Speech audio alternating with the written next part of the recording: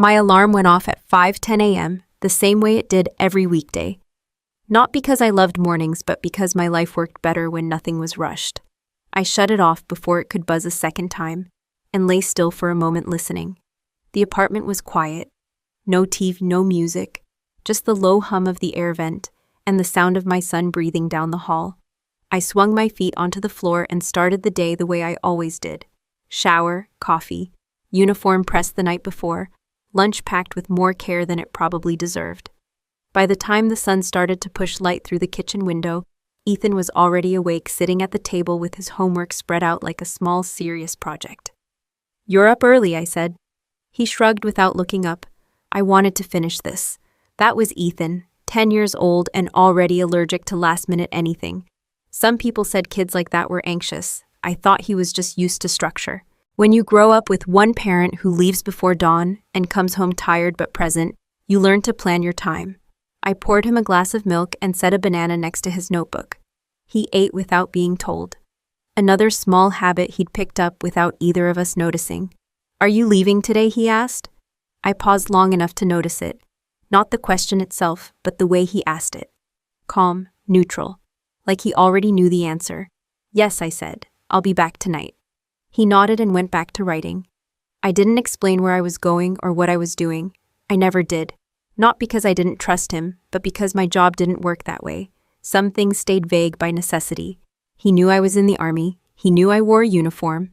He knew my work involved meetings, planning, and a lot of responsibility that didn't look like anything on TV. That seemed to be enough. By 6:15, we were out the door. I walked him to the bus stop like always, even though he insisted he could go alone. I watched him climb the steps, turn around, and give me a quick wave. Then the bus pulled away and my day shifted gears. The drive to base was routine. Same roads, same coffee cooling in the cup holder, same mental checklist running quietly in the background. I'd learned a long time ago how to separate work from home, even when both demanded your full attention. You didn't survive in my line of work by letting emotions spill everywhere. At the office, no one cared that I was a single mother. They cared that contracts were reviewed correctly, timelines were realistic, and mistakes didn't get people hurt. I liked that clarity. No pretending, no polite concern masked as judgment. Around mid-morning, my phone buzzed. One missed call, one voicemail, from my mother. I didn't listen to it right away. By lunch, I had 3 emails flagged urgent and a meeting that ran 10 minutes long. When I finally checked my phone, I already knew what the message would be about. It always was. "Hi, sweetheart," my mother said, her voice warm in that careful way she used when she wanted something. "We're having dinner on Sunday. Your father really wants you and Ethan there. Vanessa will be bringing the kids. It would be nice to have the whole family together." I stared at the screen after it ended. Sunday dinners were never just dinners. They were evaluations, conversations dressed up as concern. Questions that had nothing to do with curiosity and everything to do with comparison. Vanessa, my younger sister, had a talent for making everything sound harmless. She didn't raise her voice. She didn't insult people directly. She smiled. She tilted her head. She said things like, "I'm just worried," and somehow made it sound like a favor. Vanessa had what everyone liked to call a stable life. A husband who worked in real estate. A house with a yard. 2 kids who never missed a school event because someone was always available to show up. She talked about schedules the way other people talked about values. I told myself, like I always did, that it wasn't personal. That families compared. That people talked. That none of it mattered as long as Ethan was fine. Still, my jaw tightened as I typed a short reply. "We'll be there." Sunday came faster than I expected. Ethan spent the afternoon reading while I folded laundry and checked my watch more than necessary.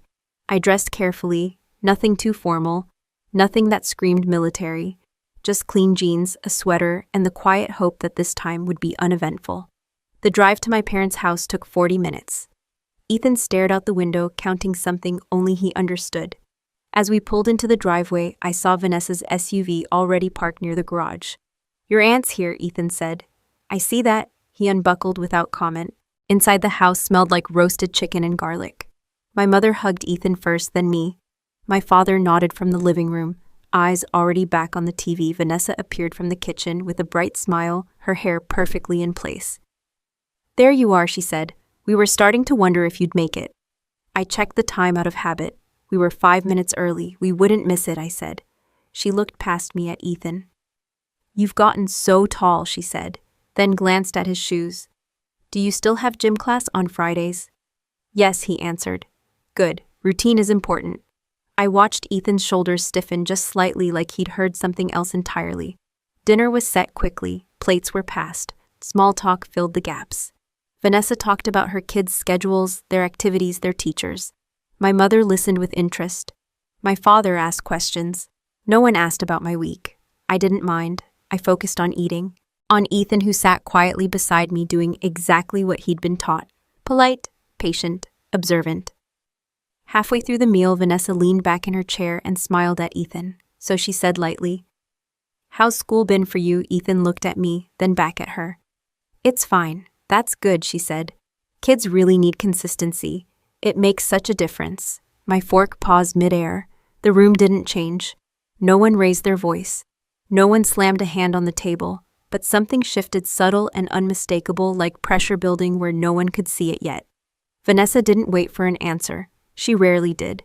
She reached for her water glass and kept talking the way people do when they're confident no one is going to challenge them. I just mean kids thrive when there's balance, she said.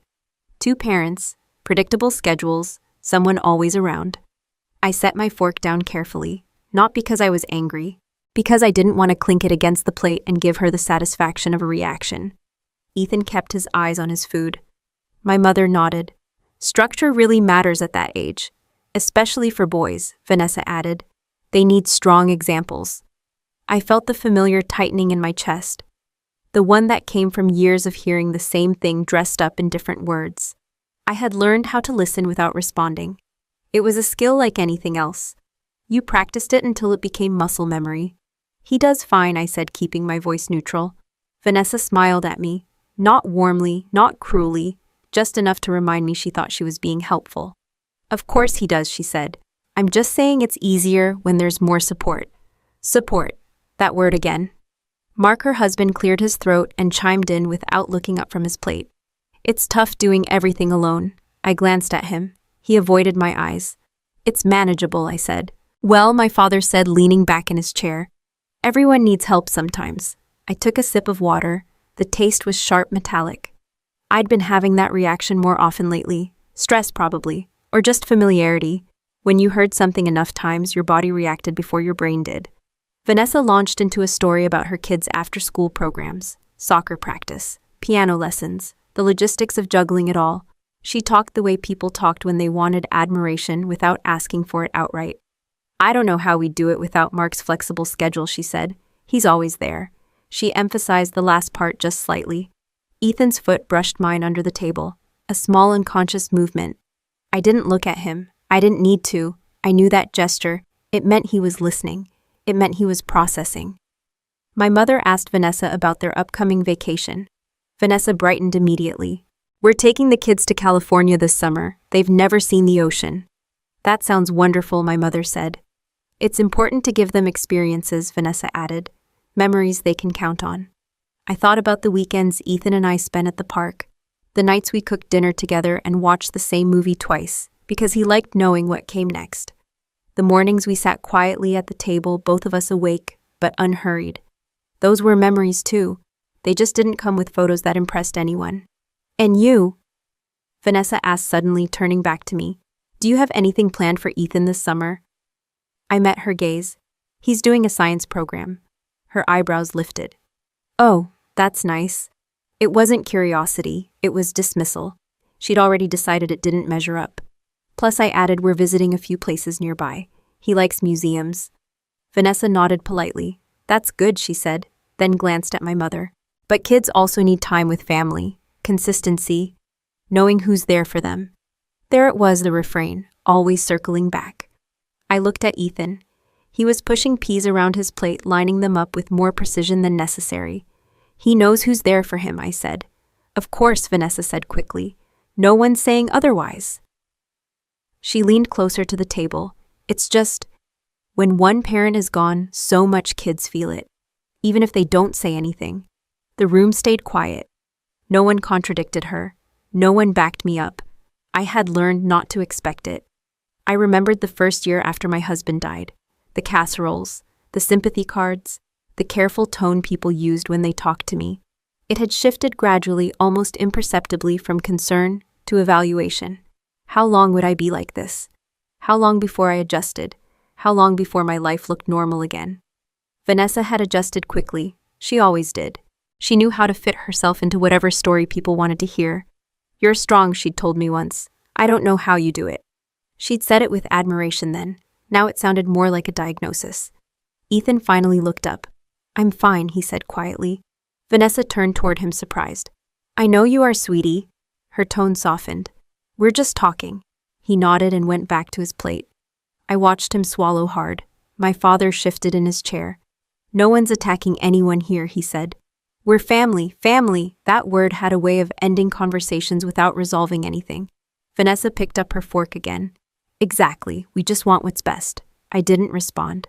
I focused on my breathing, in through the nose, out through the mouth, the same technique I used in meetings when tensions ran high and decisions mattered. This didn't matter, I told myself. It was noise. I could ignore it. But then Vanessa added almost casually, "It must be hard for Ethan not having both parents around all the time." Ethan's fork stopped moving. He didn't look at her. He didn't look at me. He stared straight down at the plate in front of him, shoulders slowly drawing inward, like he was trying to take up less space. Something in my chest shifted again, sharper this time. I opened my mouth, then closed it. "Not yet." My mother cleared her throat. "He's a sensitive boy." "Boys are," Vanessa said. "That's why they need stability." I felt my jaw tighten. Ethan pushed his chair back just enough to make a soft scraping sound against the floor. He didn't stand. He didn't say anything. He just sat there still, hands folded in his lap, eyes lowered. I placed my hand on his knee under the table. A silent question. He didn't move it away. Vanessa glanced between us, then smiled. "See? He takes things to heart." I looked at her, really looked at her. At the ease with which she spoke, at how comfortable she was drawing conclusions about a child who wasn't hers. I said nothing, not because I agreed. Because I had learned over years of family dinners and quiet car rides home that speaking up too soon only made things worse. It turned concern into denial, judgment into justification. So I waited. I focused on Ethan's steady breathing beneath my hand, on the fact that he was still there, still listening, still absorbing every word. The conversation drifted on. Plans, schedules, stories about school events I'd missed. Vanessa laughed. My parents relaxed. And I sat there nodding at the right moments, letting the comments slide past me the way I always had, even as something inside me hardened into a familiar, uncomfortable resolve. I drove home with both hands tight on the steering wheel, the radio off the road, dark and empty in front of us. Ethan sat in the passenger seat, quiet in a way that felt heavier than usual. Not tired, not distracted, just inward. Streetlights passed in a steady rhythm. I kept my eyes forward. "You okay?" I asked. "Yeah," he said quickly. Too quickly. I didn't push. I'd learned that forcing a conversation only made him retreat further. Silence, when handled right, gave him space to come back on his own terms. When we got home, he went straight to his room. I heard his backpack hit the floor, then the soft click of his desk lamp turning on. I stood in the kitchen longer than necessary, staring at nothing, replaying Vanessa's voice in my head. The tone, the pauses, the way she framed everything as concern. I heated leftovers we didn't end up eating. Later I found Ethan sitting on his bed, notebook, open pencil, resting between his fingers. He wasn't writing, just holding it. "You want help?" I asked. He shook his head. "I'm done." I sat beside him anyway. For a few minutes we didn't speak. Then he said, "Do you think I'm weird?" The question landed without warning. No build-up, no hesitation. "No," I said immediately. He nodded like he'd expected that answer, but didn't fully believe it. "Aunt Vanessa says I'm sensitive. She says a lot of things." He looked at his hands. "Her kids don't get upset like I do." I chose my words carefully. Different kids handle things differently. Is that bad? No. But she said, "I know what she said." He glanced up at me, surprised. "I was there," I added. He swallowed. "She talks like that a lot." Something inside me tightened. "How long has that been happening?" I asked. He shrugged. "I don't know. A while." I let that sit between us. That night after he went to sleep, I stood in the hallway and watched his chest rise and fall. He slept on his side knees, tucked slightly, one hand curled near his face. He looked younger when he slept, less guarded. I went to the kitchen and opened my laptop. Not for work, for answers I wasn't sure I wanted. I thought about the way people talked around him, about him. The things they said when they assumed kids weren't listening, the comparisons, the subtle suggestions that something was missing. I'd told myself he was resilient, that he was fine, that love and consistency mattered more than comments from relatives who didn't know our life. But resilience didn't mean immunity. The next few weeks passed in a blur of routine. School, work, meals, homework. But once I started paying attention, I couldn't unsee the changes. Ethan hesitated before raising his hand in class according to his teacher. He second-guessed answers he'd once given confidently. He started asking me if I was proud of him for things I assumed he already knew the answer to. One night while I was washing dishes, he stood beside me and said, "Mom, yes, do you think Dad would be disappointed in me?" I turned off the faucet. "No," I said. "Why would you think that?" He shrugged. "I don't know, he's not here. Maybe I did something wrong." The room felt too quiet. "Ethan," I said, lowering myself to his level, "your dad didn't leave because of anything you did."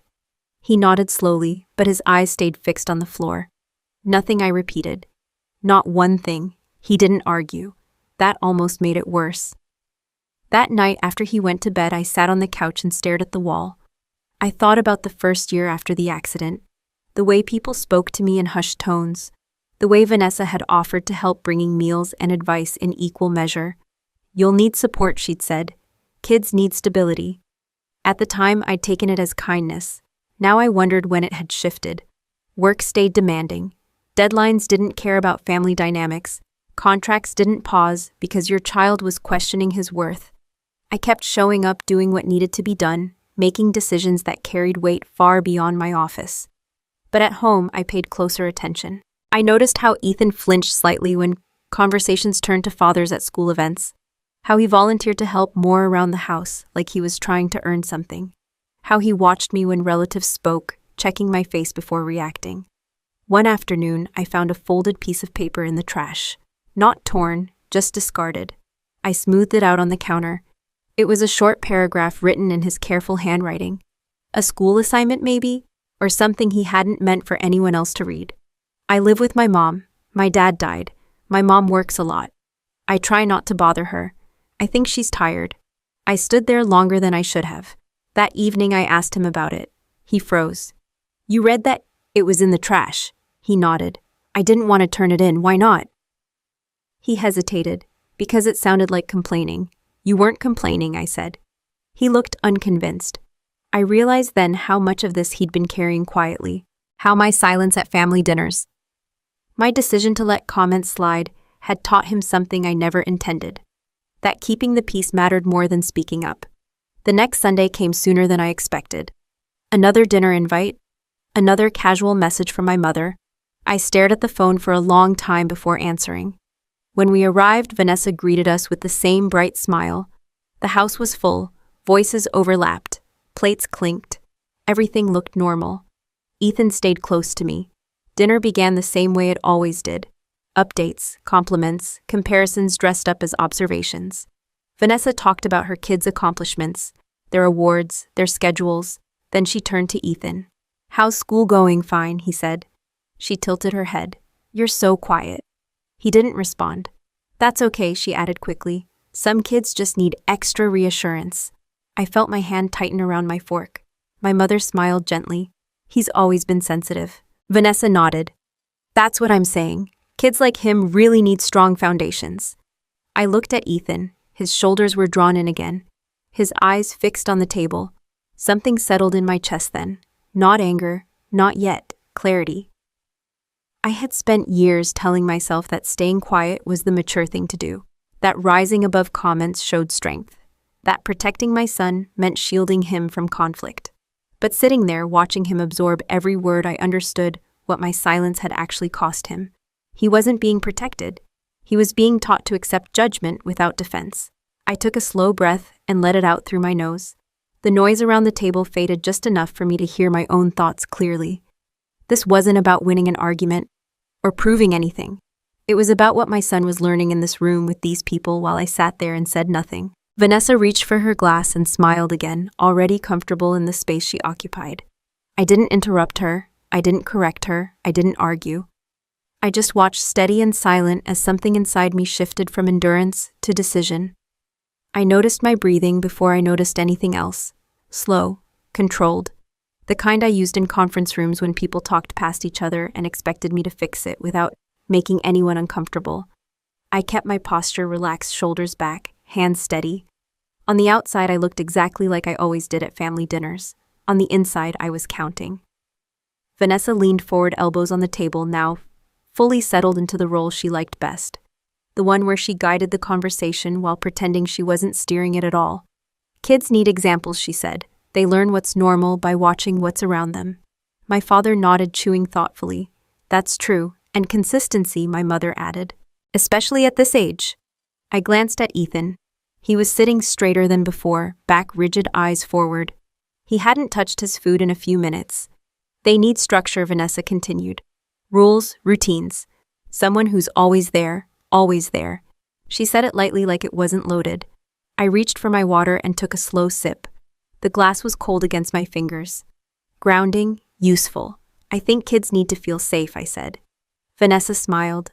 Of course, that's what I mean. She turned to my mother. When both parents are present, it just happens more naturally. There it was again.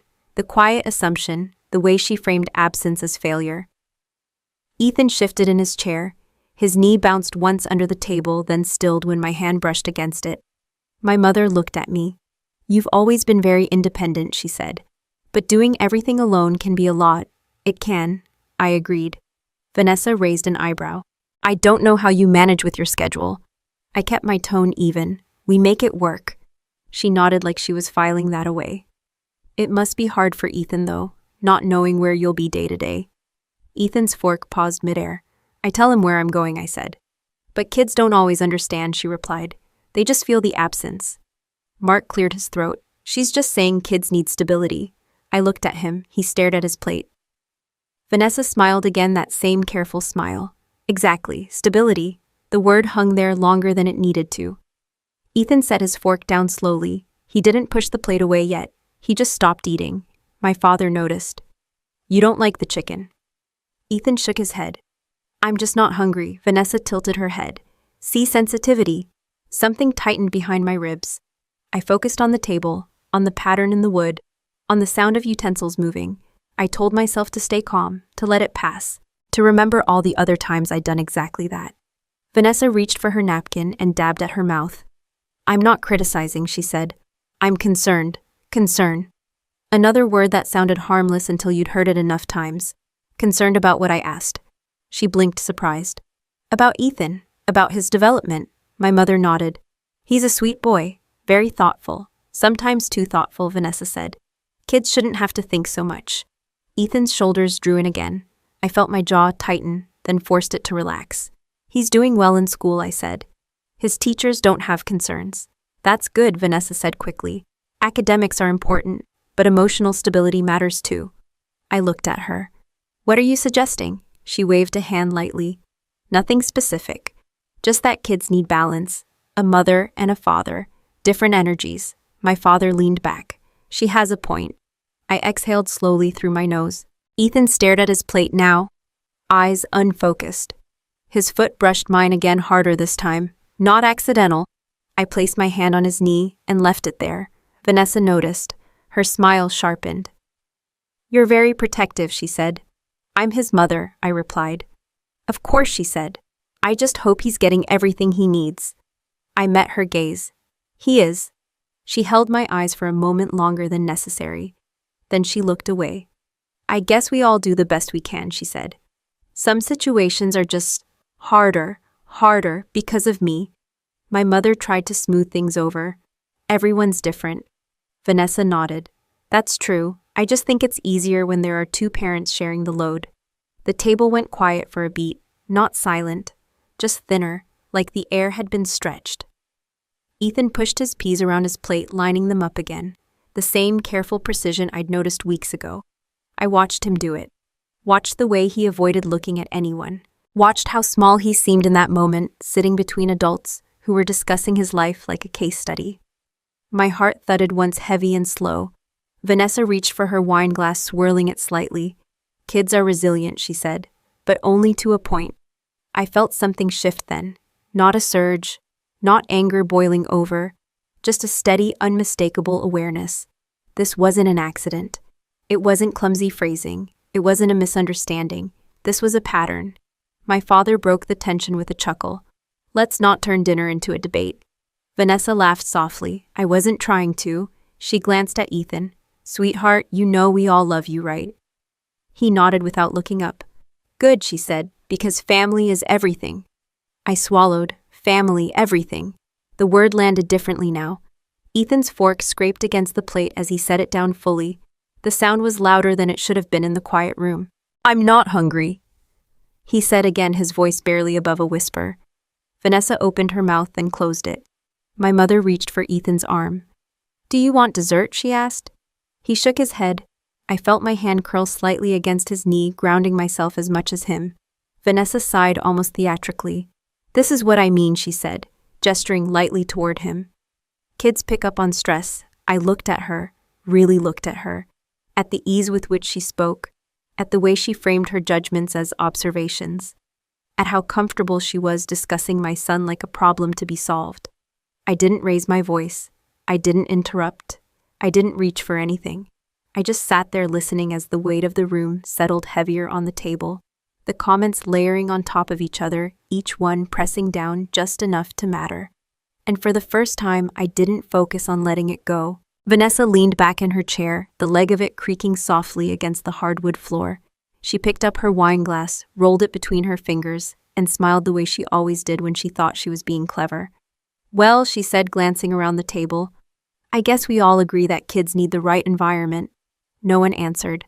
The silence felt deliberate now, like everyone was waiting to see where she would take it.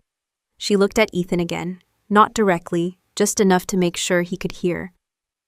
Some kids struggle more when things aren't balanced, she continued. It's not anyone's fault. It's just reality. My mother nodded. Loss affects children differently. Vanessa tilted her head, lips curling slightly. Exactly. I felt Ethan's knee press harder against my hand. His breathing had changed. Shorter, shallower. I opened my mouth, then stopped. I could still step in gently, redirect, end it without turning the table into a scene. I had done that for years. Vanessa didn't give me the chance. She smiled, wider eyes flicking briefly to me, then back to Ethan. Maybe, she said lightly, if your son had two parents, he wouldn't be such a mess. The words landed with a dull, unmistakable weight. Ethan froze, not flinched, not startled. Frozen, his shoulders locked. His hands stilled on either side of his plate, fingers spread as if he'd forgotten what they were supposed to do next. For a split second, no one spoke. Then my mother inhaled sharply. Vanessa. Oh, I didn't mean it like that, Vanessa said quickly, but she was still smiling. I'm just being honest, honest. Ethan's ears turned red. I watched his throat move as he swallowed once, twice. Slowly he pushed his plate away from him.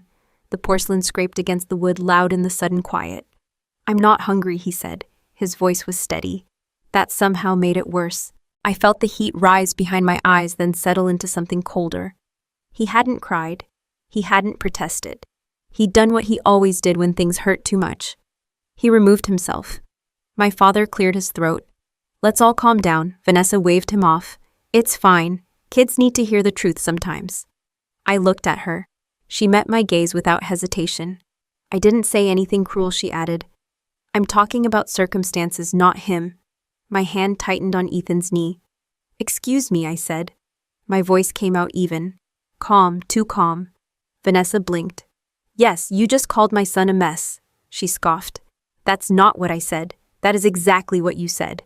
She leaned forward slightly. You're twisting it. I felt my heartbeat slow settle into a steady rhythm. The one I relied on when decisions had consequences. I'm not, I said. You chose those words. My mother reached for her napkin, folding it and unfolding it again. I'm sure Vanessa didn't mean. She meant it, I said. Vanessa laughed softly. You're being defensive. I'm being precise.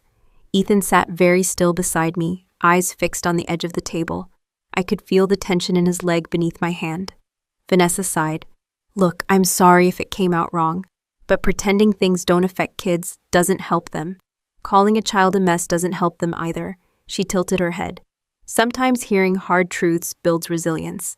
I stared at her. From who? She hesitated just a fraction of a second. From family, she said. That word again. Mark finally looked up. Vanessa. What? She asked. I'm not attacking him. Ethan shifted in his chair. It's okay, he said quietly. I turned to him. No, it's not. Vanessa's smile faded slightly. See, he's sensitive. That was it. Not the comment itself. Not even the word mess.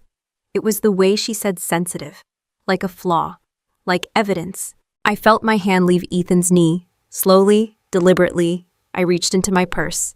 Vanessa noticed immediately. Her eyes flicked downward. What are you doing? I didn't answer. My fingers closed around the edge of the manila folder I'd been carrying with me for days. I'd debated bringing it. I'd debated leaving it in the car. I'd debated pretending none of this mattered. I pulled it out and placed it on the table. The sound was soft, controlled, but it cut through the room like a dropped utensil. Vanessa stared at it. What's that paperwork? I said. My father leaned forward. Kate, I corrected automatically. He paused. What are you doing? I kept my eyes on Vanessa. You wanted to talk about environments, stability, what kids need. She narrowed her eyes. I don't see what that has to do with I do. My mother looked between us, confusion deepening. Is this necessary? Yes, I said. Vanessa laughed nervously. You're being dramatic. I opened the folder. The first page slid easily onto the table, then the second. Vanessa's smile wavered. What is this? She asked. I didn't raise my voice. I didn't rush. I spoke the way I did when I needed people to understand exactly what was happening. These are notices, I said, about your house. Mark's fork clattered against his plate. Vanessa stared at the paper. That's private. It's factual. You can't just... I said. And I am. My father stood slightly from his chair. Kate, this is inappropriate. Inappropriate, I repeated. Like calling a 10-year-old a mess. Vanessa's face had gone pale. You don't know what you're talking about. I slid another page forward. I know exactly what I'm talking about. Mark swallowed hard. My mother's hand flew to her mouth. Vanessa. She shook her head. This isn't what it looks like. I didn't look away from her. Then tell them. Her hands were trembling now. She set her glass down too quickly, liquid sloshing over the rim. This is a misunderstanding, she said. It's not. My father exhaled sharply. Enough. This has gone too far. I closed the folder halfway, leaving it visible. I haven't gone anywhere, I said. I'm sitting right here. Ethan finally looked up at me. His eyes searched my face, uncertain, cautious. I met his gaze and nodded once. Not encouragement, assurance. Vanessa's voice dropped. You're doing this over one comment? I looked at her. No. I rested my hand flat on the folder. I'm doing this because you said it in front of him. The room felt smaller now, tighter, like all the air had been pulled toward the center of the table. My father shook his head. Let it go. I turned toward him slowly. I have, I said. For a long time. Vanessa opened her mouth to speak again. I didn't stop her. I just watched her calm and steady as the weight of what she'd said and what she didn't know yet settled fully into the space between us. The room didn't erupt the way people imagine confrontations do. No shouting, no plates flying, just a long, uncomfortable stillness that pressed in from every side. My father sat back down slowly, like his legs had decided for him. My mother stared at the papers on the table, her mouth slightly open as if she were trying to form a question, but couldn't find the right one yet. Mark's eyes moved from the documents to Vanessa, and back again, his jaw working without sound. Vanessa recovered first. She always did. This is unbelievable, she said, forcing a laugh that didn't quite land. You brought paperwork to dinner. I brought facts, I said. You're trying to embarrass me, she snapped. I'm responding to what you said. She scoffed. You're overreacting. I nodded once. That's what you've been telling me for years. My mother finally found her voice. Kate, you don't need to do this in front of everyone. In front of everyone is where it's been happening, I said. I didn't choose the audience. Vanessa folded her arms.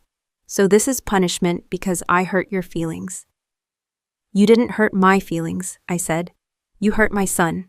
Ethan sat very still beside me. He wasn't crying. He wasn't fidgeting. He was listening. My father rubbed his forehead. We were just talking. You were judging, I said. There's a difference. Vanessa shook her head. You're twisting things again. I looked at her. Do you remember Easter last year? She blinked. What? When you said Ethan was growing up in a half-family. Her mouth opened then closed. That's not what I meant. It's what you said. My mother winced. Vanessa, did you say that? Vanessa shrugged. I was trying to be realistic. Realistic about what I asked. She hesitated. About how hard it is for kids without both parents. I leaned back slightly in my chair. You've been saying versions of that for 4 years.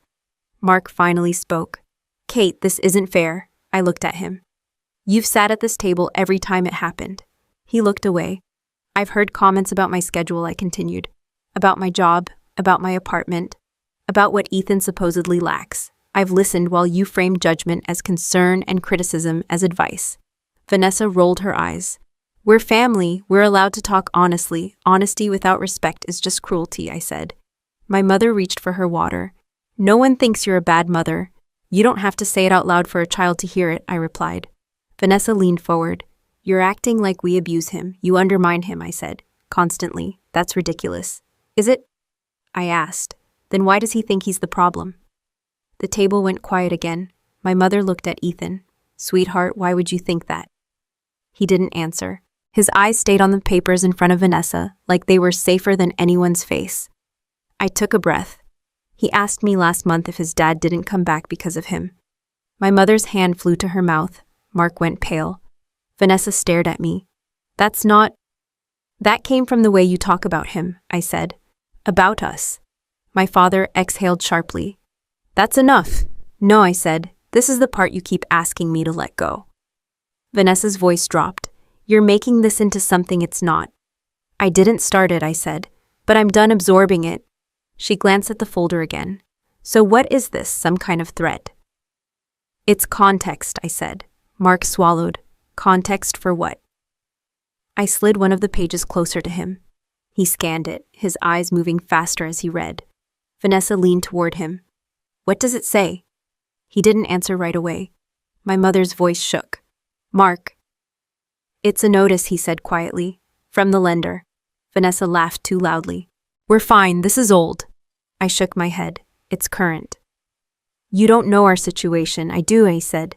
She stood abruptly. You think because you wear a uniform you can lecture us? I didn't flinch. This has nothing to do with my job. Oh, please, she snapped. You always hide behind it. I don't hide, I said. I stay quiet.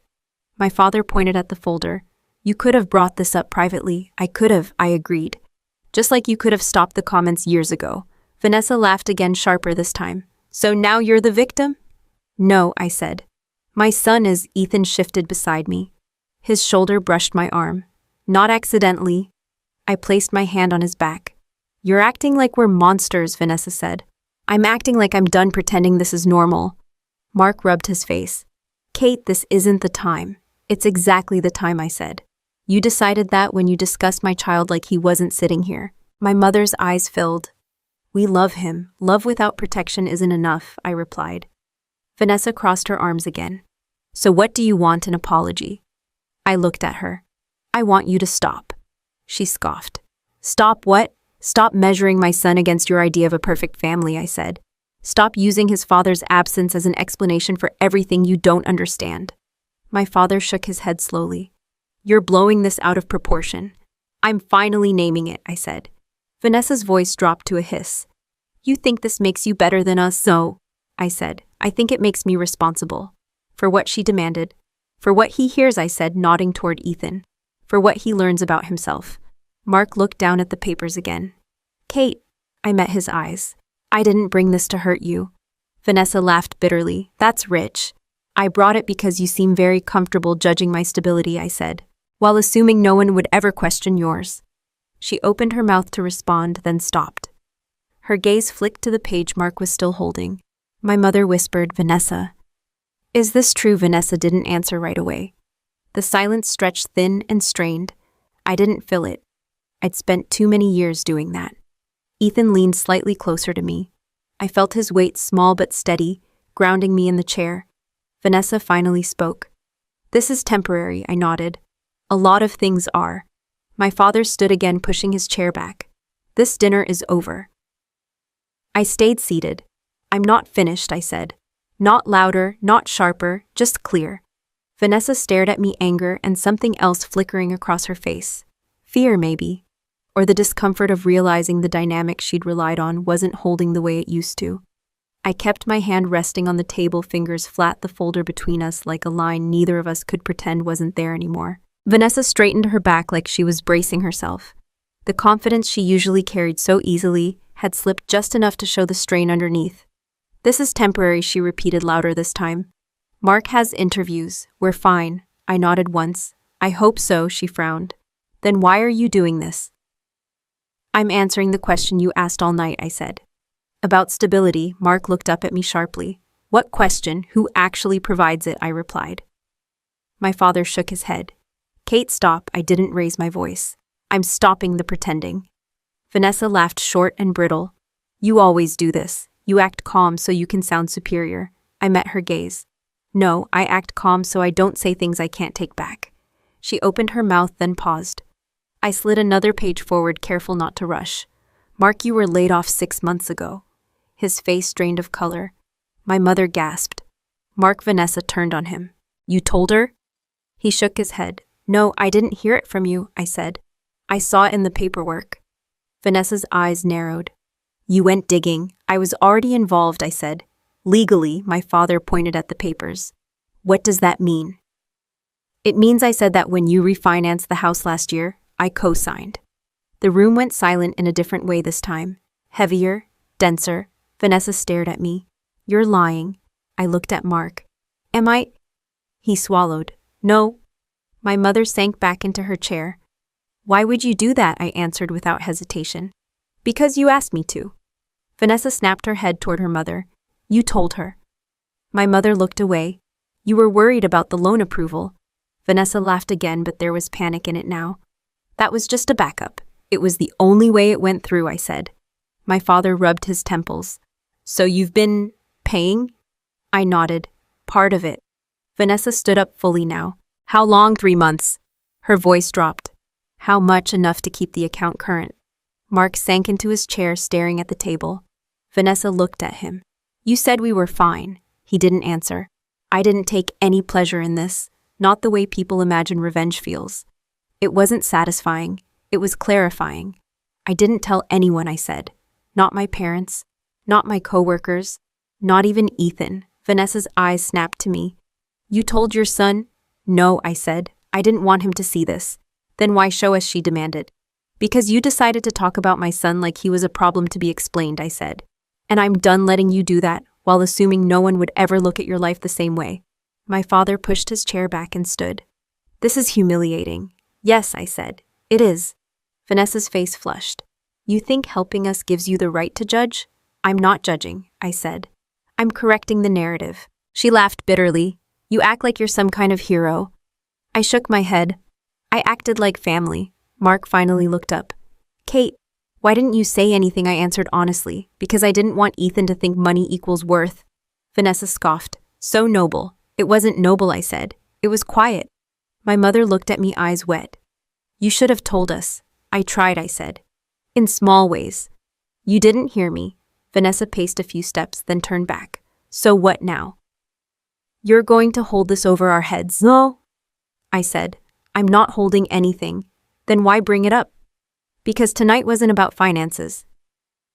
I said. It was about respect. My father crossed his arms. Respect goes both ways. It does, I agreed. That's why I'm done accepting disrespect in the name of peace. Vanessa stopped pacing. You think you're better than me. I think I'm responsible for my child, I said. And you crossed a line, she pointed at Ethan. I was trying to help him. Ethan flinched. I stood up then, slowly, not abruptly. I didn't want to startle him. Don't speak for him, I said. The room stilled again. I know exactly what you were doing, I continued. You were explaining his existence in a way that made you feel superior. That's not fair, she snapped. It's accurate, I said. My mother whispered. Vanessa, you did say? Vanessa turned on her. You're taking her side now, I'm listening, my mother said. Vanessa looked back at me, her expression shifting between anger and something closer to fear. You can't just expose us like this. I didn't expose you, I said, I responded. To a comment, she shot back. To a pattern, I corrected. Mark stared at the papers again. Kate, you're right about the loan. Vanessa whipped toward him. Stop. No, he said quietly. She's right. The word landed harder than anything else that night. Vanessa froze. I lost my job, Mark continued. I didn't tell anyone because I thought I'd fix it fast. My mother covered her mouth. And I let you keep talking about Kate's life like it was falling apart, he said. Looking at Vanessa, when ours was. Vanessa's face drained of color. I stayed standing, but I didn't move closer. I didn't need to. I didn't bring this up to destroy you, I said. I brought it up because you made my son feel small. Vanessa's voice cracked. You're going to let us lose the house over this? I met her eyes. That depends on what you do next. My father slammed his hand on the table. Enough. I didn't flinch. No. Ethan stood up beside me, his chair scraping softly against the floor. He didn't say anything. He just moved closer, his shoulder brushing my arm. I placed my hand on his back without looking down. Vanessa watched us, her breathing shallow now. I'm not your safety net anymore, I said calmly. And I'm not your example of failure. The room felt unbalanced now, like the center had shifted, and everyone could feel it. I stayed where I was grounded, steady, aware of every breath, every sound, every subtle movement around the table, as the assumptions that had held this family together for years continued to fracture in ways no one could ignore anymore. Vanessa sat back down slowly, like her legs had lost the argument before her mouth could finish it. She stared at the table, at the papers spread out between us, at the version of her life she hadn't planned on sharing. You had no right, she said quietly. I had every right, I replied. I signed my name. Mark rubbed his palms together, leaving faint streaks of sweat on the wood. Kate, when did you start covering the payments? After the second notice, I said. The one you didn't open. Vanessa's head snapped up. How would you know that? Because I was listed as the secondary contact, I said. That's how co-signing works. She let out a sharp breath. So you've been watching us? No, I said. I've been making sure my niece and nephew didn't lose their home. My mother looked between us, her voice barely above a whisper. You've been helping them. Yes, for how long, my father asked. Long enough to know this wasn't a one-time problem, I said. Vanessa laughed bitterly. So this is what this is about. You think you're some kind of savior? I shook my head. I think you were drowning and pretending you were swimming. That's not fair. It's accurate, I said. Mark exhaled. We ran out of savings in August. My mother gasped. August, Vanessa shot him a look. Stop talking. He didn't. We used credit cards. We kept telling ourselves it would turn around. My father's voice hardened. Why didn't you tell us? Vanessa stood again, pushing her chair back. Because it wasn't your business. And mine was, I asked calmly. She opened her mouth, then stopped. I leaned forward slightly. You were very comfortable dissecting my life. My job, my parenting, my son. That's different, she snapped. How? She hesitated. Because you're private, I nodded. Because I don't broadcast my struggles. She laughed again, but it sounded thin. You act like that makes you better. It makes me quieter, I said. Not better. Mark stared at the table. Kate's been paying the shortfall, he said. That's why the account hasn't defaulted. My father looked at me. Is that true? Yes. How much? My mother asked. Enough, I said. Vanessa shook her head. You didn't even tell us. I didn't want leverage, I said. I wanted breathing room for us, she said sharply. For the kids, I corrected. The room felt different now. The tension had shifted from accusation to exposure, from judgment to consequence. Vanessa crossed her arms. So what now? You're going to throw us out on the street to prove a point, None, I said. I'm going to stop pretending this arrangement doesn't exist. Mark looked up. What does that mean? It means the help wasn't unconditional, I said. It was based on mutual respect. Vanessa scoffed. You never said that. I didn't need to, I replied. Respect is the default. Or it used to be. My father rubbed his jaw. Kate, family helps family. Yes, I said. And family doesn't humiliate children. My mother looked at Ethan, who stood quietly beside me, one hand gripping the back of my chair. Her eyes filled. Sweetheart, I'm so sorry. He nodded politely. It's okay. Vanessa laughed softly. See, he's fine. I looked at her. He learned that from me. She flinched. Mark leaned forward. Kate, if we can get caught up, you can, I said. If you choose to? Vanessa's eyes narrowed. What's that supposed to mean? It means you still have options, I said. Just not through me. Her voice rose. You're cutting us off. I'm stepping back, I corrected.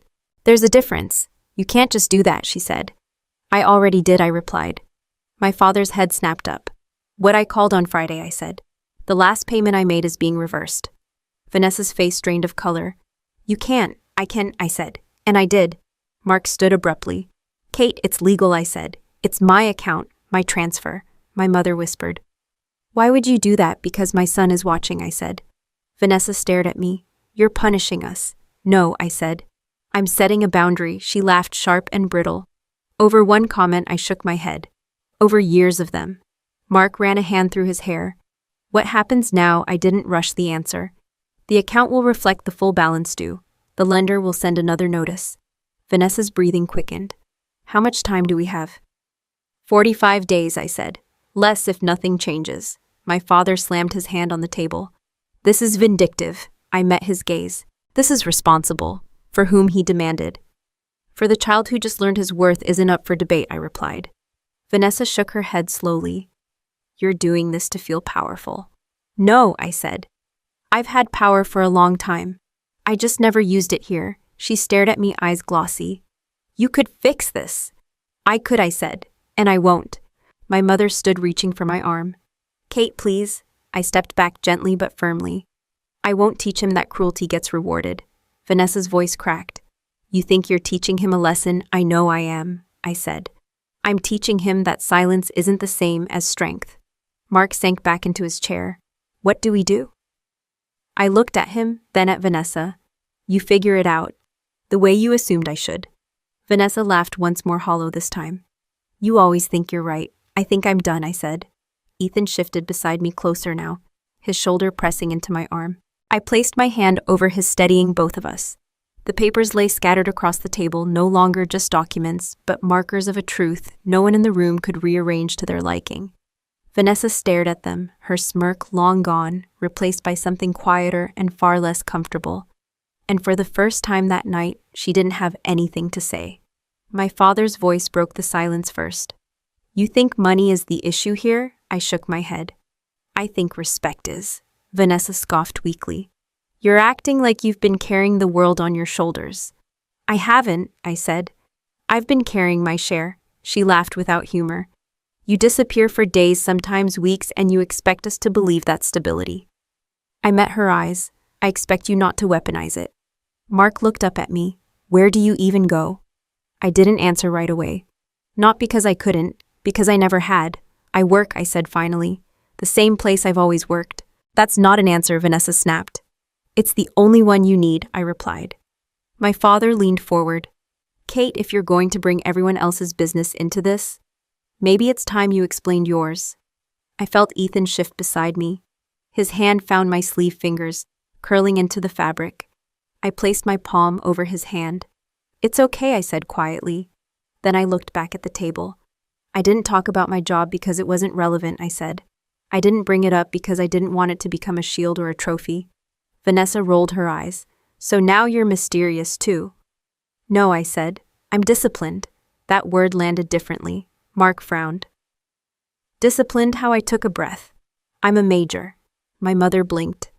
In the army, yes. The room didn't explode. It absorbed the information slowly, like water soaking into dry ground. Vanessa stared at me. Since when? Since before Ethan was born, I said. My father's voice dropped. You never said anything. I didn't hide it, I replied. I just didn't lead with it. Vanessa shook her head. You let us think you were just gone. I was working, I said, and raising my son. Mark leaned back.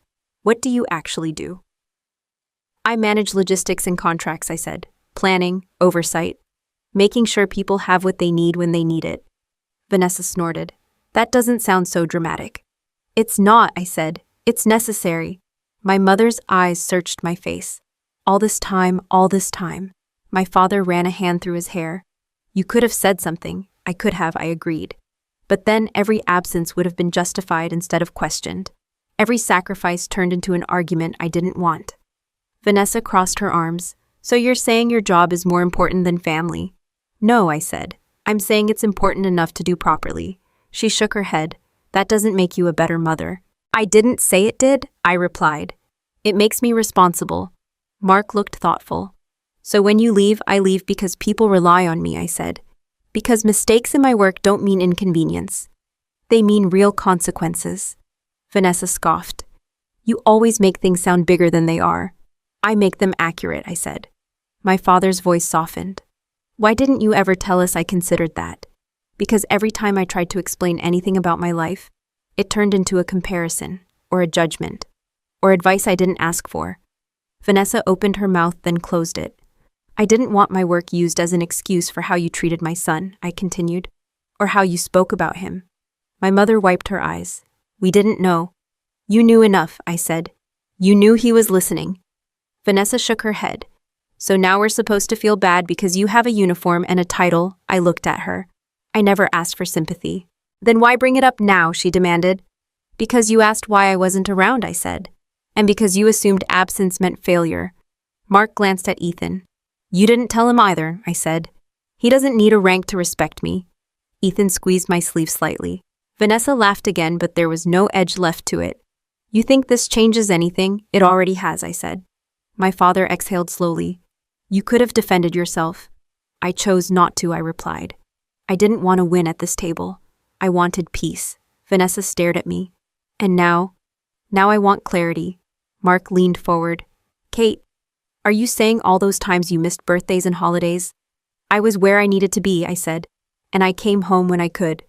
Vanessa's voice dropped. So you're saying we were wrong. I'm saying you were loud, I replied, and confident and incorrect. My mother looked down at the table. We should have asked more. Yes, I said. You should have. The room felt different now, not hostile, unsettled, like everyone was recalibrating. Vanessa broke the silence. So you think your job excuses everything? No, I said. I think it explains what you refuse to understand. She looked at Ethan. He still needs a father. Ethan stiffened. I spoke before he could. He needs respect. My father's eyes flicked to Ethan. He seems like a good kid. He is, I said. Because he's been paying attention. Vanessa frowned. To what? To how adults talk when they think they're right, I replied. Mark cleared his throat. Kate, I didn't know. I didn't need you to, I said. I needed you to stop.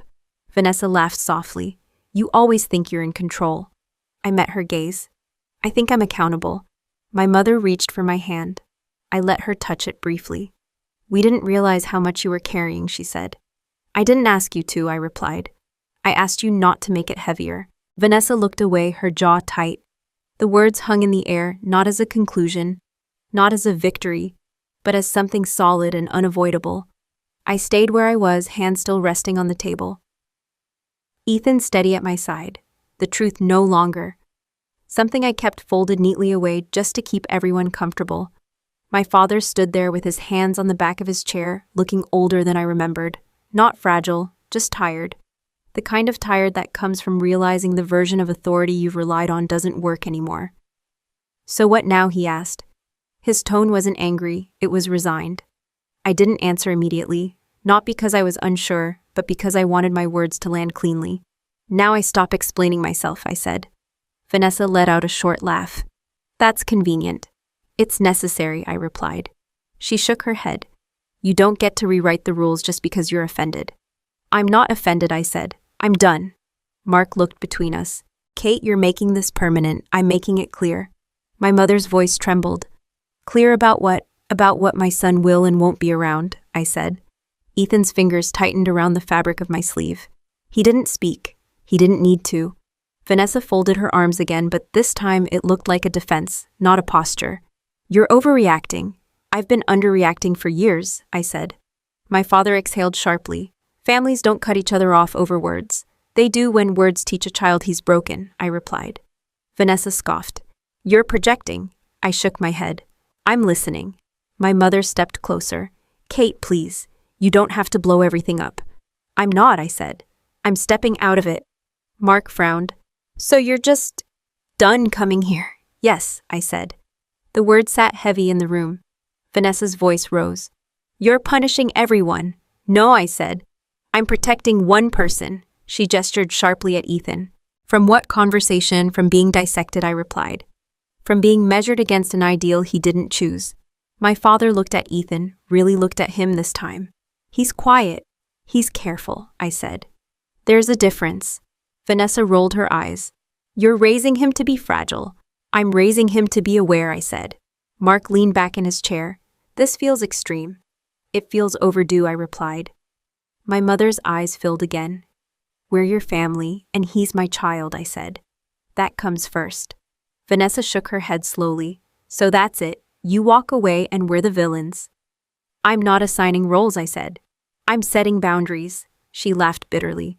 You always did like control. I like responsibility, I said. Especially when no one else takes it. My father's voice hardened. You think we failed you. I think you failed to intervene, I replied. He flinched. Vanessa pointed at the folder still on the table. You're really going to let us struggle. I'm going to let you handle your own life, I said. The way you assumed I should handle mine. Mark opened his mouth, then closed it. My mother reached for Ethan again. Sweetheart, I stepped slightly in front of him. Not dramatically, just enough. Don't, I said. She stopped. The room felt off balance now, like everyone was standing on uneven ground. The familiar hierarchy had shifted, and no one quite knew where to put their weight. Vanessa stared at me. You're going to regret this. Maybe, I said, but I won't regret staying quiet while my son learned to doubt himself. My father ran a hand down his face. Let it go, the phrase landed exactly where it always had. I looked at him. I already have, Vanessa scoffed. You're unbelievable. I reached for my purse. My mother's eyes widened. Kate, I'm leaving, I said. Mark stood up. Wait. I paused, not turning around. You don't get to walk out like this, Vanessa said. I do, I replied. That's the point. Ethan shifted closer to me, his shoulder brushing my hip. I felt his presence steady and certain, like he'd already made the decision long before I spoke it out loud. My father's voice dropped. You're making a mistake. I turned back, then slowly meeting his eyes. The mistake was teaching my son that love comes with conditions. Vanessa laughed sharply. We love him, then stop hurting him, I said. She had no answer. I opened the door and felt the cool night air rush in sharp and grounding. The house behind us was quiet now. Too quiet, like all the noise had finally run out of places to hide. Ethan stepped outside first. I followed, closing the door behind us with a soft final click that wasn't meant to prove anything. The porch light cast a pale circle over the driveway. I stood there for a moment, keys in hand, listening to my own breathing slow back to normal. Ethan looked up at me. Mom. Yes. Are you mad? I thought about it. No, sad. Not the way you think. He nodded, accepting that answer. We walked toward the car together. I unlocked it and waited for him to climb in before taking the driver's seat myself. As I started the engine, my phone buzzed in my purse. I didn't check it. The house stayed dark in the rearview mirror as we pulled away, the silence between us, not heavy, not strained, just honest. I rested one hand on the steering wheel and the other on my leg, feeling the steady hum of the car beneath us. For the first time that evening, my shoulders relaxed. Not because anything had been resolved, but because I had finally chosen what mattered. The drive home was steady, the kind where the road feels familiar, even when your thoughts aren't. Traffic thinned as we crossed the bridge, the city lights falling behind us in pieces. Ethan watched the passing storefronts without counting. This time, his reflection flickering in the glass. My phone buzzed again. I ignored it. At a red light, Ethan shifted in his seat. Mom? Yeah, you didn't yell. I glanced over. Was I supposed to? He thought about it. That's usually what happens in movies. I smiled a little. Real life doesn't need that. He nodded, absorbing it the way he always did. Carefully, thoughtfully, we pulled into our apartment complex and parked under the flickering light near the stairs. It wasn't impressive. It never had been. But it was ours. Paid for. Quiet. Predictable in the ways that mattered. Inside, Ethan dropped his shoes by the door and headed straight for the kitchen. He opened the fridge, then looked back at me. Can we do pizza? Absolutely. While I ordered, he set the table without being asked. 2 plates, 2 napkins. He paused, then added a third napkin out of habit before sliding it back into the drawer. I noticed. I didn't comment. We sat at the small table by the window, the one that wobbled if you leaned on it too hard. The delivery arrived fast. We ate with our hands grease and quiet, filling the space that tension had occupied earlier. Halfway through his second slice, Ethan said, "She shouldn't have said that." I didn't ask who. "No," I said. "She shouldn't have." He took another bite. I didn't believe her. My chest tightened, then eased. "I know." He looked at me. I was just sad. "I know that too." He nodded, satisfied, and went back to eating. After dinner, we moved to the couch. He picked the movie, something we'd both seen before, something safe. He leaned against me, head resting on my shoulder, the weight familiar and grounding. Half an hour and my phone buzzed again. I silenced it without looking. Ethan glanced up. "Is it Grandma, probably? Are you going to call her back?" "Not tonight." He considered that. "Okay." The movie played on. Outside, a siren passed in the distance, then faded. Life moving on without asking for permission. When the credits rolled, Ethan stretched and yawned. That was good. It always is. He stood, then hesitated. "Mom, yes, you were right. About what?" "About not letting people talk about me like that." I nodded. "You never have to earn respect by being quiet." He smiled, small and genuine. "You stood up for us." The word "us" landed gently, like it belonged there. After he went to bed, I cleaned up the kitchen and rinsed the last of the grease from my hands. I stood at the sink for a moment longer than necessary, staring out at the parking lot below. A few cars came and went. A couple argued quietly near the stairs. Someone laughed. My phone buzzed again. I picked it up this time. A string of messages. My mother, my father, Vanessa. Apologies mixed with accusations. Please mixed with warnings. I didn't read them closely. I didn't need to. I set the phone face down on the counter. In the bathroom, I brushed my teeth and studied my reflection. Same face, same tired eyes. But something behind them had shifted. Not hardened, clarified. In bed, I lay on my back, listening to the familiar sounds of the building settling for the night. Pipes, distant footsteps, the hum of a neighbor's TV through the wall. I thought about all the dinners I'd sat through, nodding politely, all the comments I'd swallowed, all the times I'd told myself it wasn't worth it. I thought about the folded paper I'd found in the trash weeks earlier, about the careful way Ethan chose his words, about the weight he carried without complaint. I realized something then, simple and uncomfortable. I hadn't been protecting him by staying quiet. I'd been teaching him how to disappear. The next morning, my alarm went off at 5:10 a.m.